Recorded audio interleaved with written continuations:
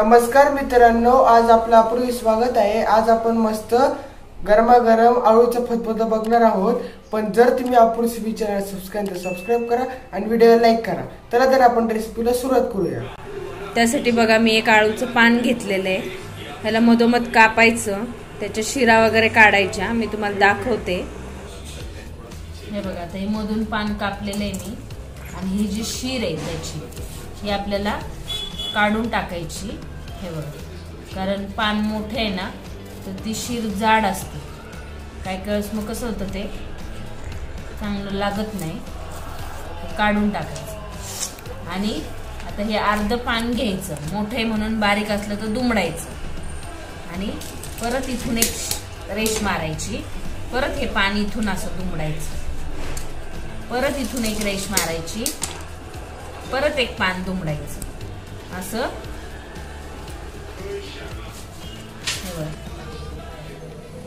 हे बघा हे काय करायचं, असं बारीक चिरायचं। म्हणजे जेव्हा आपण हे शिजायला लावतो पान त्या टायमाला ते पटकन आणि चांगलं शिजून निघतं। म्हणजे आपल्याला त्याला घोटता येतं, मिक्सरमध्ये फिरवायचं नाही, हाताने वाटीने वगैरे असं घोटायचं। घोटल्यावरच ही भाजी खूप छान लागते।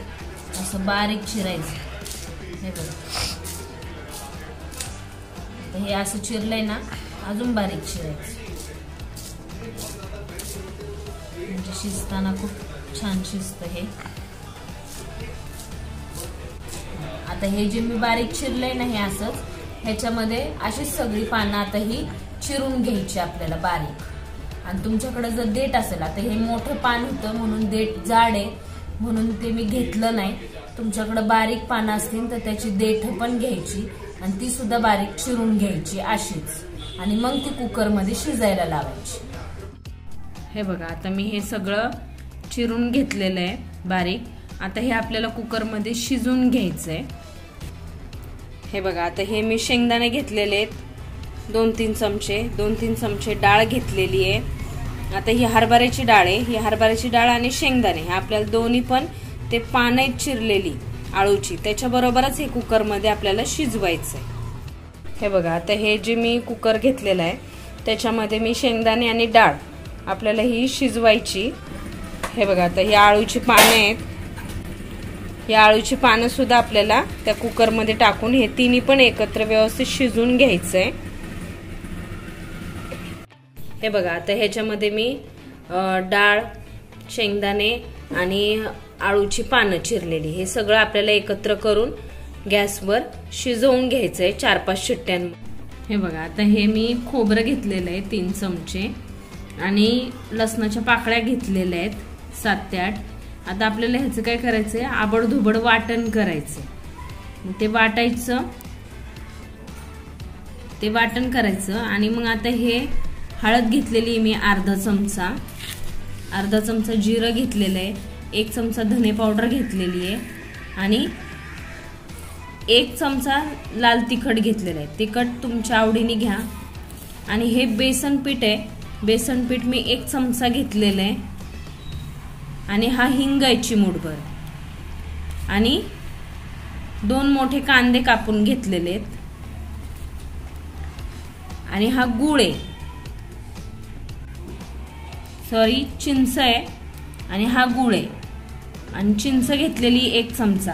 पण आता ही चिंच जी आहे ते आपल्याला गरम पाण्यात थोडी भिजवून त्याची पेस्ट बनवायची आहे।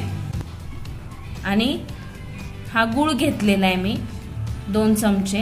हा गूळ पण आपल्याला मग त्याच्यामध्ये मिक्स करायचा आहे।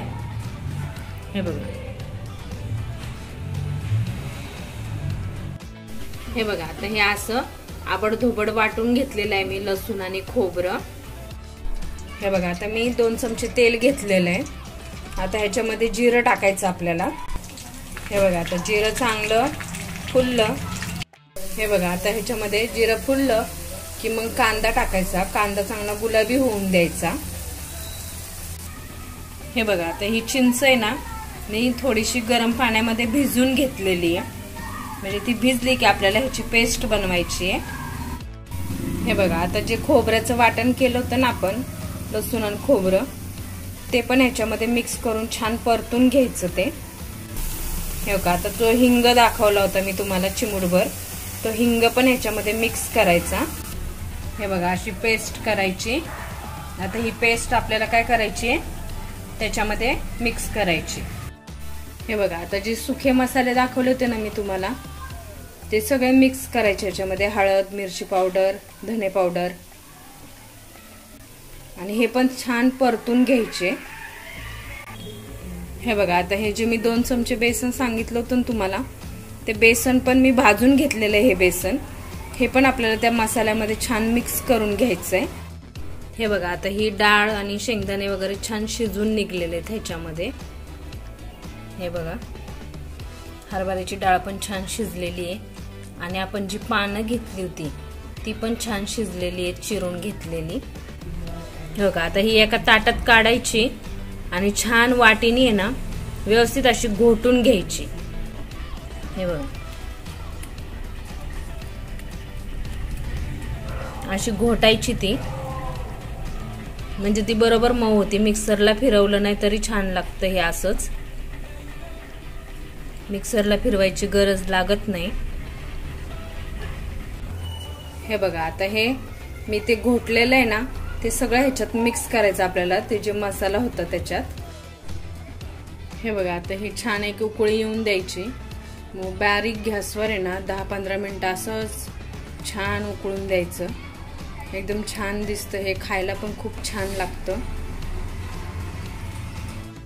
हे बघा, आता हे बारीक गॅसवर किती छान तरी आली. अशा प्रकारे आपलं आळूचं फतफत झालेलं आहे. जर तुम्हाला व्हिडिओ आवडला असेल तर आपुस विचारायला सबस्क्राईब करा, आणि तुम्हाला कशी वाटली आम्हाला कमेंट करून सांगा. Thanks for watching. धन्यवाद.